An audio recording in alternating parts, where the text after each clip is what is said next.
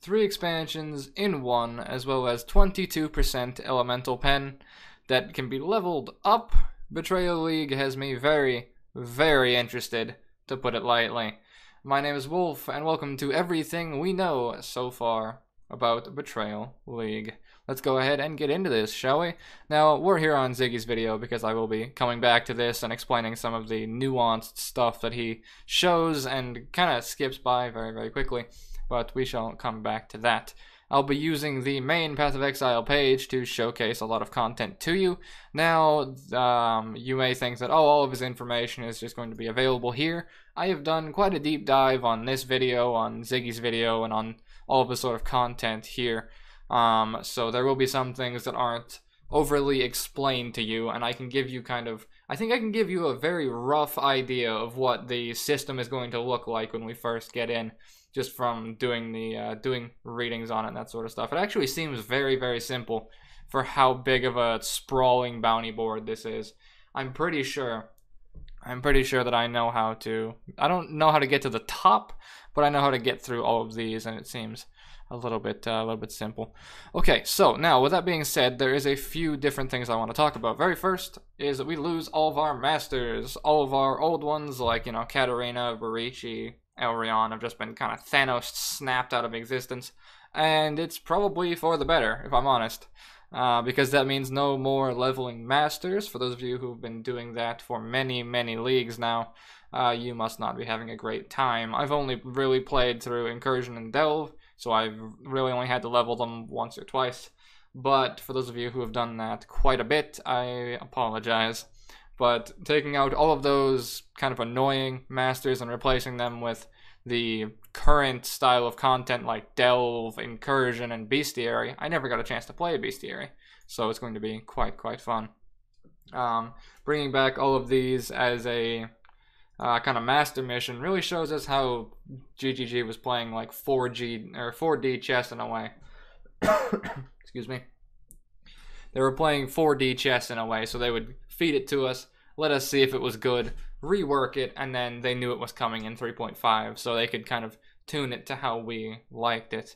And we ended up with this rather extensive 3.5 patch. They said it was going to be the biggest, and it definitely was.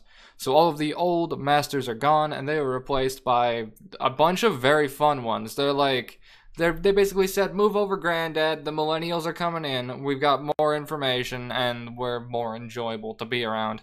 Whether that's true or not in reality, that's pretty much what they have gone and done. So they've added in all of the enjoyable content in place of having to run for fucking corpses to a statue at the end of the dungeon, while your AI, or while the companions have AI equivalent to minced dog shit. So they're all gone, new masters are here. And with that, you would think, okay, what about mastercrafting, right? Mastercrafting is actually a lot better. A lot better. Now, the thing is that you can see that the UI, first of all, is a lot better, a lot smoother than the current one that we have. But not only that, you don't actually lose any of the complexity of the previous mastercrafting bench while keeping it kind of simpler. Essentially, what they've done here is they've made it so whatever your highest modifier is, say your movement speed modifier, your life modifier, the highest one will be the top and quickest selectable modifier. However, if you wanted to downscale it, for example, you can click it and it'll bring up a drop-down menu, and that will allow you to pick, say, 20%, 15%, you know, lowering tiers and that sort of stuff. This makes it so it doesn't clutter up the screen as much. If you go into the current artisan bench and you just start scrolling down or whatever, right? It's just cluttered with shit. It's all the same text, all the same color. There's no background to it. It all just blends together. You go into an armorer's bench and you're like, why is there 4 modifiers for plus max life? Meanwhile, it doesn't really make a difference. Just choose the highest one. And I don't know if these are all, like, the wrong cost or just, like, it looks like it's going to just be, you know, a showcase cost. I assume everything's going to cost more than one transmute, let's be honest here. But still. So being able to do that is quite nice, as well as it actually lists it under prefix and under suffix as well later down there, which is exceptional because I had someone come in yesterday asking me to explain prefix and suffix, and this will allow. It's so much easier, man. It's so much easier to understand prefix suffix. It's so good. This will help just understanding crafting quite a bit. It's quite fantastic. Okay, so that is kind of the notable things when it comes to masters. Another thing is we have the unified hideout system, which this is amazing, right? This is amazing because it means that every time I boot up the stream, for example, I can come back with a new and memeier hideout. So essentially, you're able to create your hideout and then share them with other community members. So the real question is going to be how many Toucan Dan hideouts can people create and package into the sharing system, and how many of them am I going to download? Because the answer is going to be a lot. It's going to be a very lot of hideouts. So we can see a couple of pictures over here. These look quite nice, genuinely, and it means that creating your hideout isn't just a one and done, don't put much effort into it type of thing. Because before it was, okay, I've made my hideout, and that was pretty much all you got. You made your hideout, the league rolled over, or you went to a different league, so you started playing Standard League or whatever, and then you go into Standard Solo Self-Found, your hideout's gone, right? You gotta start from scratch. Not only can you create your hideout, bring it over to any other league that you ever play in, but you are also able to unlock hideouts through gameplay. Right, because you can't unlock them through master levels anymore.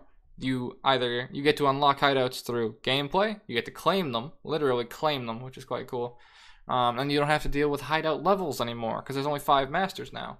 So you can invite literally everyone the moment you meet them, which is fan-fucking-tastic.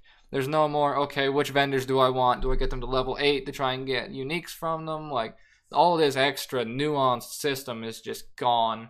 And it's so nice. It's so nice that they just snapped it out of existence and it wasn't a problem anymore. Well, we say that, but I have a good feeling that they're at the top of the board here. I'm just hoping that Haku is up here and I just get a Telemoana warrior while he charges me with like 4 Kari spirits and, you know, just flops me. That is what I'm hoping for, but we shall have to see when we get there. Okay, we'll get to this in just a second. I have another thing to showcase for you. We have the veiled items. There's actually a few to showcase as well. It's got a really cool like kind of thing underneath it. But essentially this means that you can take it to the new master, June I think her name is, and she can unveil the veiled item, or the veiled item for you. Yeah, it's cringy, but it's whatever. Now, the one thing that you'll see here is it can give you some pretty insane modifiers, alright? But you see that little XP bar there. Essentially, the more that you like unlock this and choose it to put on these items, the more it actually levels up and gets better. So that 22% that I showed you here, this can go all the way up to a higher amount. This may even cap out at like 30% or something like that. So it's insane. But what's even better on top of this, right? Even better is when you pick one of these and you start leveling it up and you put it on this item, this becomes something you can craft at the master bench, right? You literally unlock, first of all, you unlock the master crafts by playing and getting items, which is incredible compared to what we had. It's fucking amazing. But then you can level it up as well.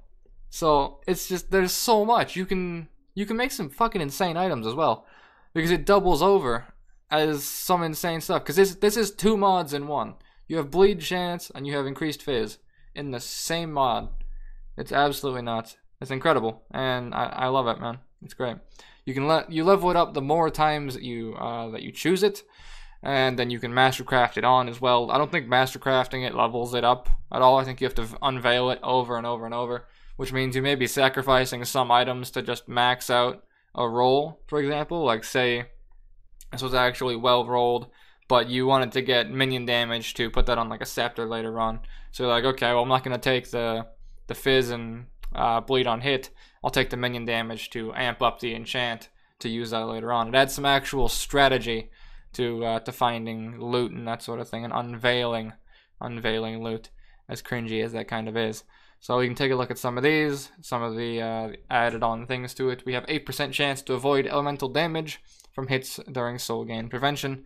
Very oddly specific, but you have to have some kind of average in chance, I suppose. But moving on, we get +1 number of summoned totems. This is fucking insane for 2 reasons. Because 1, it means you don't have to use the Tukahoma's Fortress anymore for, say, a War Chief build or that sort of thing. And 2, does this level up? Because if I can have a +2 to this number of summoned totems on my shield, it means I'll never use Tukahoma's Fortress again. Which is fucking insane. We'll have to see in gameplay, obviously, but this is where leveling up these sorts of things either gets very broken or very, very interesting, because that means I can have, what, maybe 5 War Chiefs? Yeah, that should be fun. And then we have 20% increased movement speed, and then cannot be chilled as well. This is like, you don't just get a movement speed Mastercraft anymore, you get even more. And then leather belt with increased melee damage and +1 to attack range with melee weapons. Absolutely fucking ludicrous, and I love it. Alright, so there's a few new skills that have been added as well as we scroll down. As well as a couple of maps. I'm going to cover the skills, then I'm going to cover the maps, and then we're going to cover the Syndicate, and that should be a grand old time. Alright, so the new and revamped skills, these are the ones that have been shown. They are making a couple of skill reworks to Ice Spear, Vortex, Ice Nova, Arctic Breath, and Tectonic Slam, increasing their power and adding interesting new behaviors. We don't know what any of those are yet. I'm sure they will be updating us during their daily releases that they plan to do, which I will of course be covering. Moving on, we have Shattering Steel. When I first saw this, I was like, okay, that looks cool. It's not really what I would expect for a red gem, but it still does look quite interesting. Shattering Steel is a sword and axe attack that releases a cluster of metal blades that burst on impact in an outward cone of damage. Whether we can increase that with AoE or maybe a threshold gem or some shenanigans could be a lot of fun. Enemies can be hit by multiple projectiles or bursts, which is amazing. Shattering Steel has the chance to impale, which is a new effect that stores some physical damage taken by the enemy and deals it again when hit. So I don't know how you can scale that, or if you just want to scale the initial hit so then the next hit will just hit even harder. I wonder if that like multiplies on top of each other, and you can like stack the Shattering Steel buff or something, and then just inevitably hit like with a giant hit and destroy the target. Oh, I have an idea.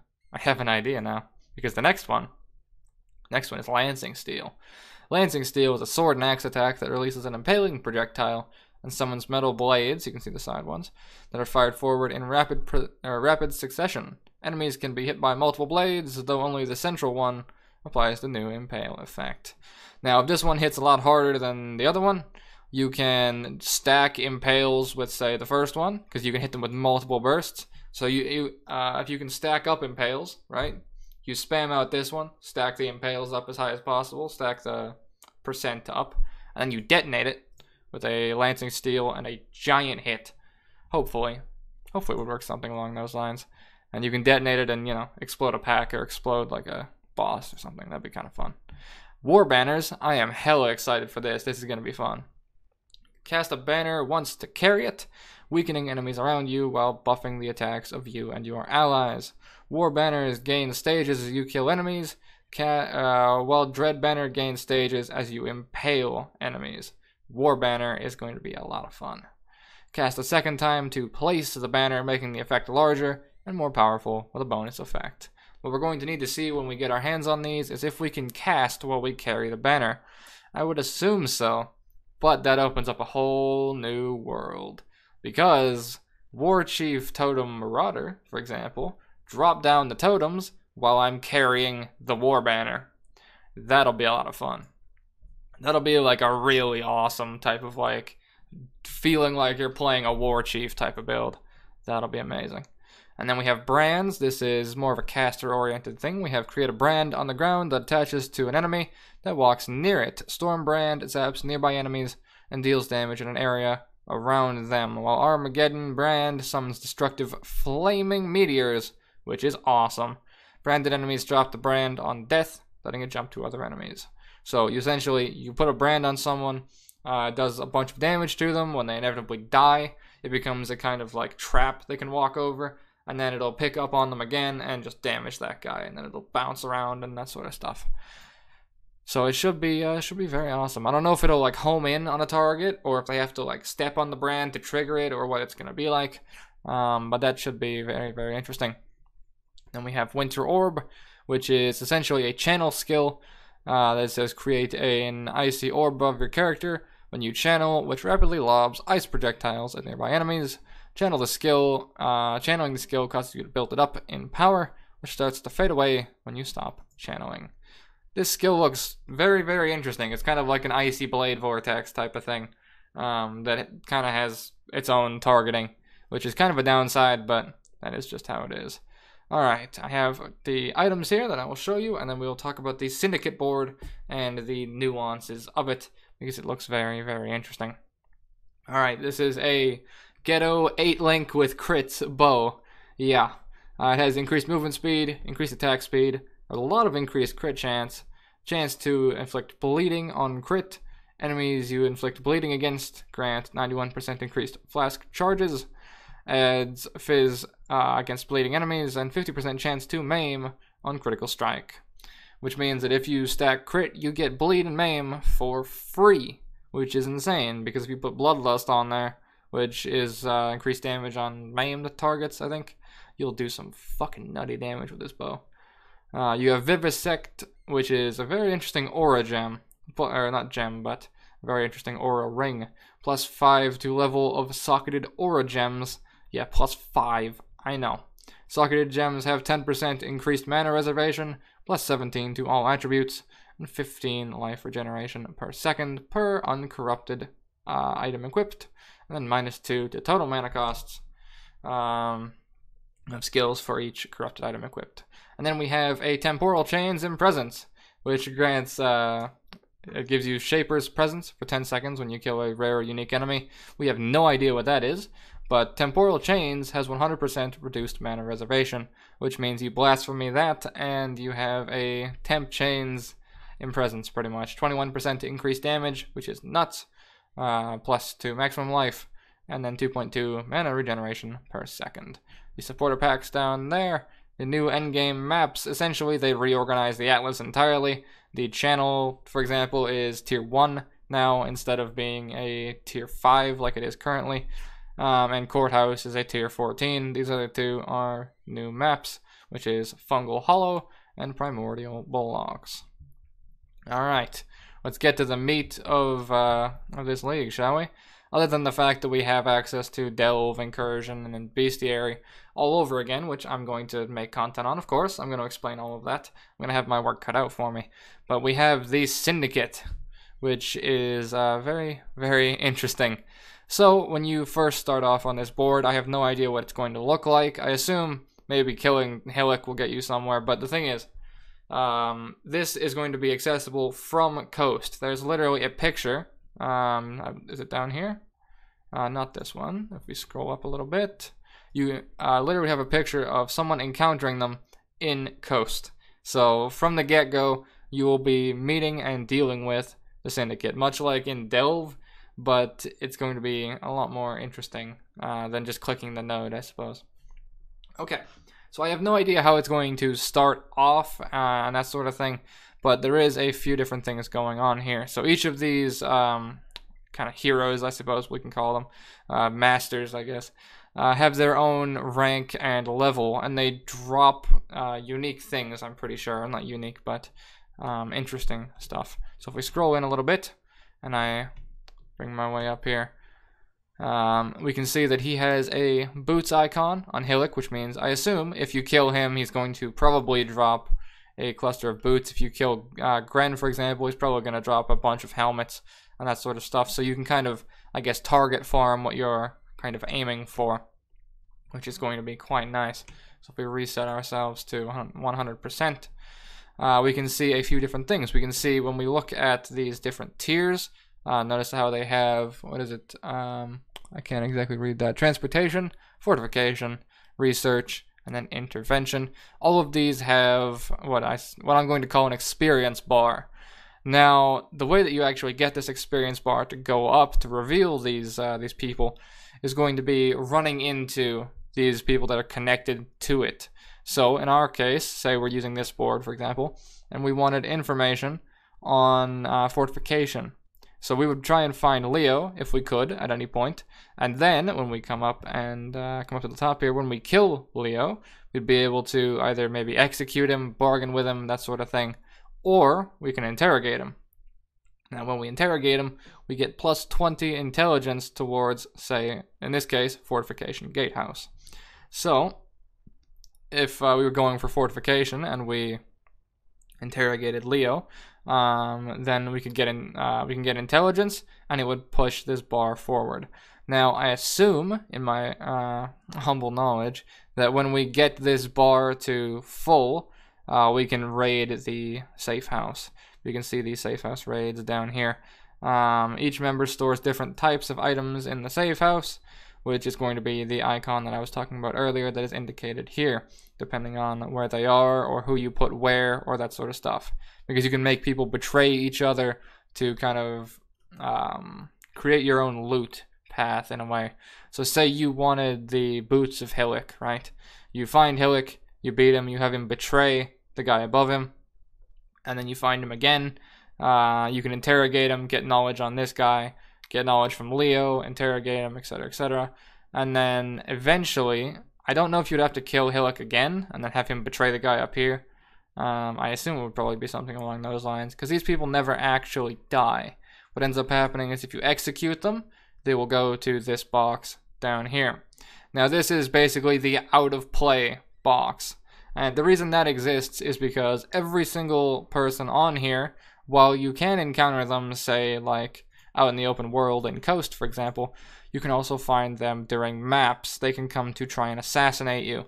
They can find you during boss fights. They can find you during mapping, pretty much any time. So be very, very careful during Betrayal League while doing virtually anything. Be very, very careful, because you can have any of these people show up and attempt to kill you. Now, when you kill them and you execute them, you can see up here, a few things are going to happen. They're going to get +1 rank, which may result in moving them, say, like up a rank or that sort of thing, depending on how things go, or just making them tougher in general. But that will also take them out of the fight for a very, very short time. I don't know how long exactly, maybe a couple of maps or something.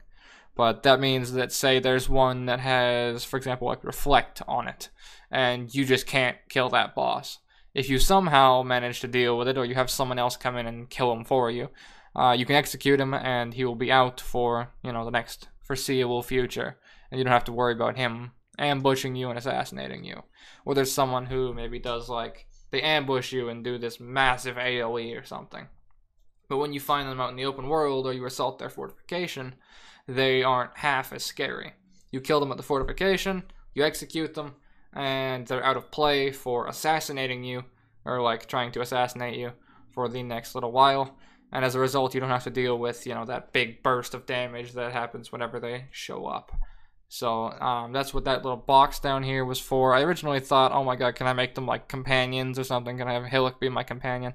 Yeah, sadly, no. As much as I would love to be able to, like, command my own army, that would be incredible. Sadly, no dice. Would be very nice, but maybe in a future expansion, wink, nudge, wink. But, so yeah,